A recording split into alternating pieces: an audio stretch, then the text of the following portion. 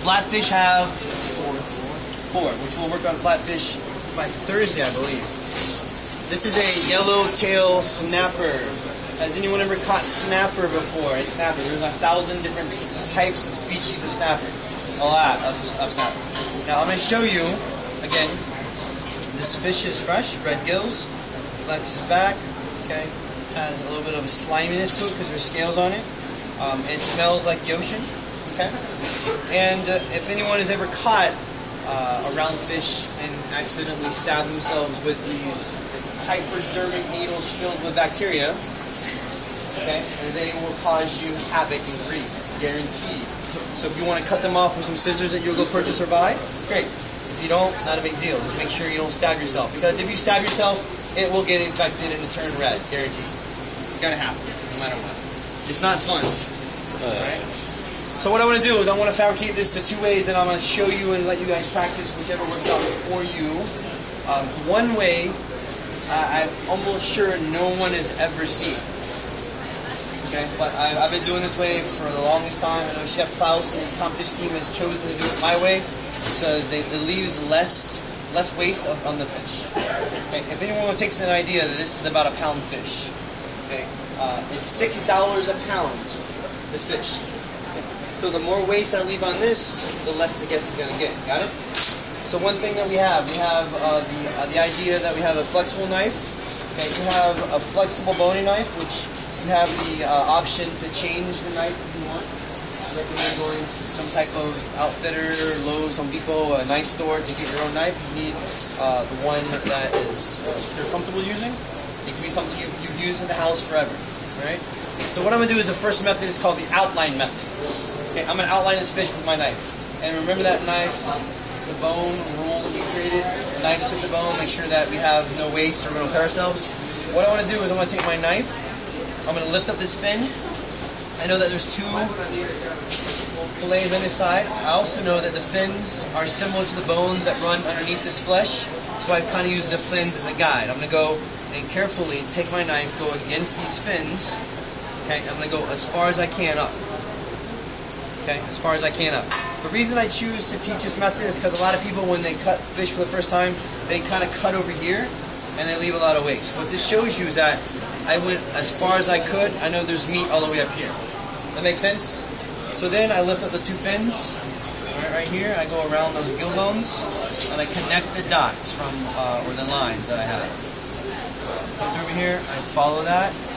You see I'm already loosening some of my scales, so I need to make sure that I don't have a lot of scales that are in my fish. See that? This cut, half moon. Do the same thing on both sides, just to show you how much meat I have all the way up here. My fins, half moon, just like that. And what I did is I basically, you see the fins are close to the cuts. So far so good? Easy enough? Alright, next. I didn't need to outline the fish, right? So knife tip to bone that we talked about and learned. So I take my knife, I go knife tip to bone, and I follow my knife, and it goes around those bones. So I take my scales, I wipe them off. So what I'm doing is basically following those bones of the fish, as we talked about. Okay, I can go over that little speed bump or that vertebrae, and I'll hold this up for everyone to see it. And I loosen everything except for the bones that the ribs contain. So just kind of slow down and let you guys see what I did. I lifted these fins, carefully not to prick myself. I went up, went around, and then followed the bone structure of the fish nice and easy. Let's see what I got here. I loosen everything except the rib bones. The rib bones run differently in the animal. They flex. They hold the guts intact. So when they eat, when they breathe, they move. So what I need to do is I put my fingers in the cavity. I take my thumb and I roll this over. And all I need to do is now knife tip the bone.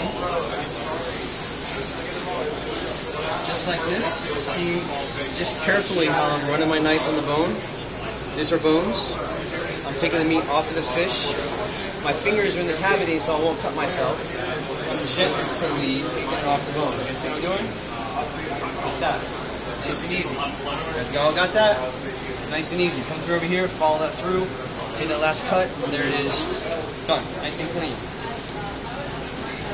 My bones are here, so kind of what I did before. I lifted, pushed, down. Who's ever seen that? You're lying. You repeated my class before. Kidding. Okay, so one person, two people have seen it.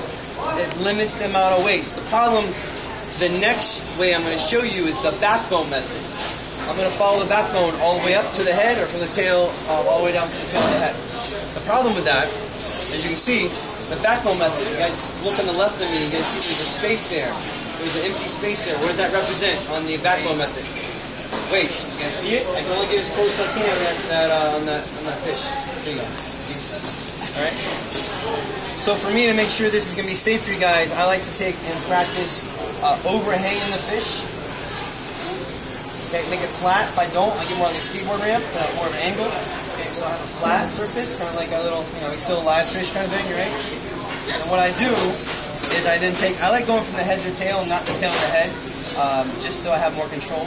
I have my hand flat, my knife's going this way, and I go that. It's a nice solid swoop. So what I need to do is I go all the way down, I get down to the backbone, and all I need to do is start to curve, and I take my hand flat, okay, and I follow through, nice and easy, going against that backbone, like nice and easy. Boom. So, that might work out for you. You choose which way works best for you, and you do that way. But the problem is, you can see, just to identify the waste factor, just how things can add up. I'm doing 10 fish a day, 20 fish a day. You know, this is something that I have a lot of waste. Alright? And, you know, that might not be your thing. If I'm going fishing, I'm not doing the first way. I caught them all for free, except, I pay for beer, whatever. Alright? But if I'm buying these $6 a pound, I'm damn sure going to make sure that I get most of this meat off. I'm going to scrape as much as I can. You be the judge. Okay? What do you want to do? So for the aspect of what we did, the problem with this, I still have the rib bones here. So if you did this quick method, of the backbone method, it's almost a guarantee you're not going to take the time to make this look nice. You're going to hack this off like this, making this look not natural. So what I want you guys to do, if you do the backbone method, you must go knife tip to bone, loosen it up like that. Push it back down like that, and fold it up. You must do that. Okay? So one thing is that I did say there were pin bones, right? Pin bones always run on top of those rib bones. So the rib bones of the salmon is longer than the rib bones of this round fish. So I'm looking for about 5, and you guys can see, if I put these pieces of the puzzle back together, if the rib bones stop here, the pin bones must be right here. That makes sense? The pin bones are always by the head, not the tail. And so the pin bones, what I want you to do, you have to pull them out by cutting them out. If I pull them out with my pliers, they're not going to come out nicely like we did with our salmon. The only way that they're going to come out is cut them out. You guys got that? So I'm going to show you where I need to go. For this, I want you guys to turn in a headless fish. I don't want the head, so we're going to make stock tomorrow. So take it, crack it, and this will be what we're using for stock. No head. Easy enough? Okay, I'll get back to the pin bones in a second. Just remember that they're here and they're here. Alright, so before I take this off of the skin, again, I can do whatever I need to do. When it's attached to the skin, I can throw it around, I can do this. It's not doing me damage, right? Once I take it off the skin, what's going to happen? Can I do this with the skin? A skinless fish? I cannot. I need to make sure there's no scales on my cutting board. Wiping it off, make sure there's no scales on my cutting board. Alright, and then a lot of people like to wash their fish. What have I said about washing protein? Doesn't do any good. It makes it wash the flavors away. It also makes it watery. So if you find that you have scales on your fish fillet, you just take the knife and you just do this. Like that. Pretty simple, right? And wipe them off. Just like that. So I just take my knife and I take my knife like I'm buttering some toast. Just that simple. So Chef, you do your salmon the same way? You can do your salmon the same way. I choose not to, just because it's such a larger fish. And every cut that I make, it shows in the fish. All right. So what I'm gonna do is I'm gonna make this a little bit more nicer. I'm gonna take off some of this belly meat right here.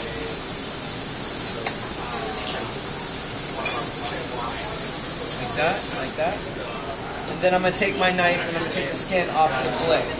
So we have all had a chance to sharpen our knives before, right? We know the angle that we sharpen our knives with, the 17 to 22 degree angle. I must follow that degree of angle when I take the skin off of the fish. Okay, so it's basically the same kind of thing. I overhang my fish fillet. I don't put it in the middle of the board. Why do you think I recommend guys especially not put their fish in the middle of the board? Knuckles get in the way. See how even though my knife's flexible, my knuckles are in the way. I overhang them, they're not in the way. Make sense? Okay. I'm also going to go from left to right, so from the tail to the head. I'm not going to do any of this taking the skin off. So what I want to do is I hold this skin nice and tight, and I just do a back and forth motion, not necessarily in a huge hurry. Back and forth motion, zigzag if you will.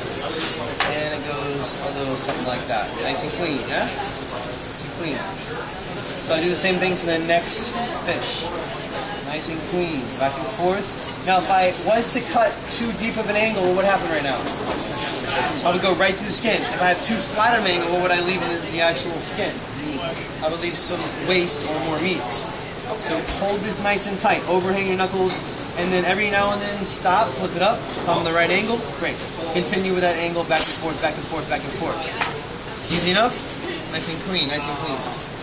Alright, now, going back to those pin bones, where did I say they were? Remember the ribs were here, so there's about 5 of them. And I'll gently kind of hold it for you. And you can see, kind of like a little shark's fin. You see like,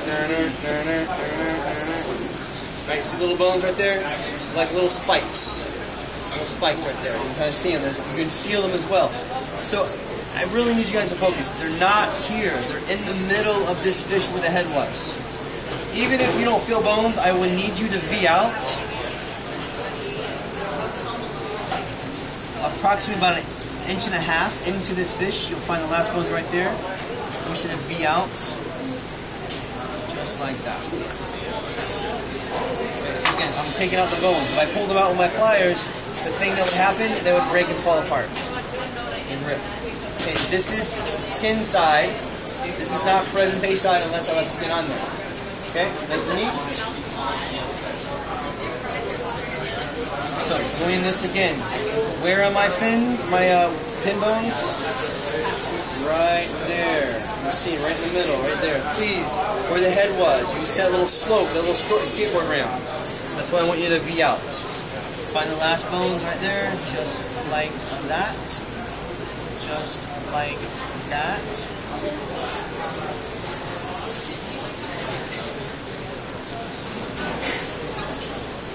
Okay. And then this is a chance to double check for any scales you might have. What do you guys think? Doable? Y'all think you can do it? I hope so. Okay, so for the meuniere, alright, I need you guys to season your fish always before you cook it, right? We're going to dredge it in seasoned flour, and then we're going to cook it.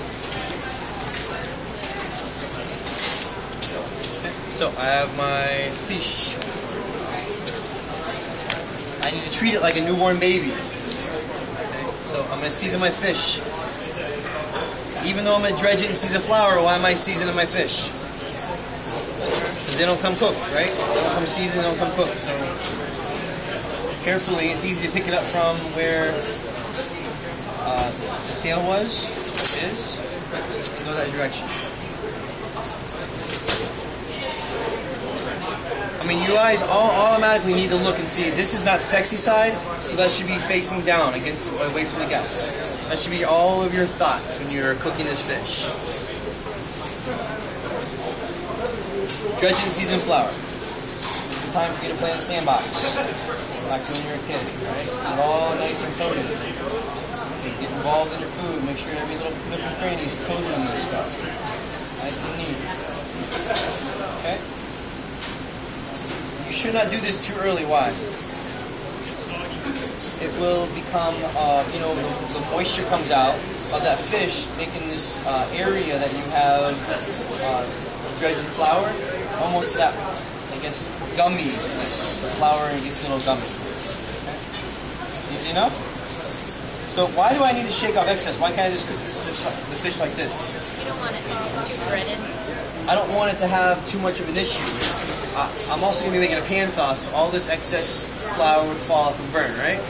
So pat it. See? So the difference between the two, you can see just looking at it, that this is nice, this needs to be patted off with the excess. You see I'm gently patting it off. It should look like a white ghost.